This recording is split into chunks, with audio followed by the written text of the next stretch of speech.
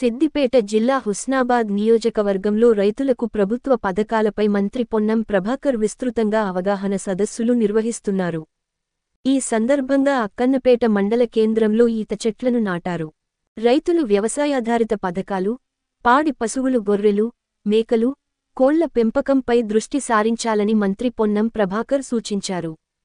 రైతులు తమ పొలాల్లో ఆయిల్ ఫామ్, డ్రాగన్ ఫ్రూట్, పండ్ల తోటలు, కూరగాయలు తదితర పంటల సాగుకు అవకాశం ఇవ్వాలని, దీంతో అధిక ఆదాయం వస్తుందని మంత్రి పొన్నం ప్రభాకర్ రైతులకు సూచించారు. కేంద్ర, రాష్ట్ర ప్రభుత్వాలు వ్యవసాయ ఆధారిత పరిశ్రమల ఏర్పాటుకు అందిస్తున్న బ్యాంకు రుణాలను అర్హులైన రైతులకు అందించడానికి ప్రత్యేకంగా కృషి చేస్తున్నట్లు వెల్లడించారు. అర్హులైన రైతులకు బ్యాంకు రుణాలను ఇప్పించే బాధ్యత స్వయంగా తానే తీసుకుంటానని తెలిపారు. పశువుల పెంపకం, కోళ్ల పెంపకం, చేపల పెంపకం, ఆయిల్ ఫామ్ మొక్కల పెంపకంపై రైతులు ప్రత్యేక శ్రద్ధ వహించాలన్నారు.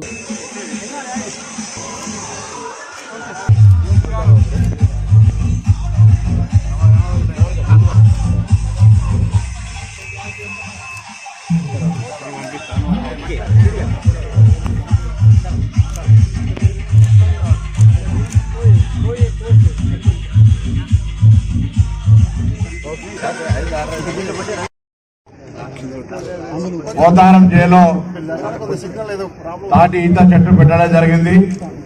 ఇది కాక వ్యవసాయ పట్టాదారులు కూడా వ్యవసాయ భూములలో అనేక పండ్ల తోటలు పెంచుకునే విధంగా, లేదా ఆయిల్ ఫామ్ పెంచుకునే విధంగా, లేదా మునగ చెట్లు కావచ్చు, ఇతర పండ్ల పంటలు పెంచుకునే విధంగా అన్ని రకాలుగా వ్యవసాయ సహకారం దొరుకుతూ ఉంది.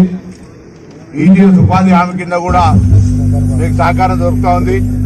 కాబట్టి దయచేసి రైతులందరూ ఎక్కడ కూడా ఒక్క గుంట భూమి కూడా బీడు భూమి లేకుండా ఉండే విధంగా మీకు తోచినటువంటి పంటను పెట్టాలని సందర్భంగా కోరుతా ఉన్నాం.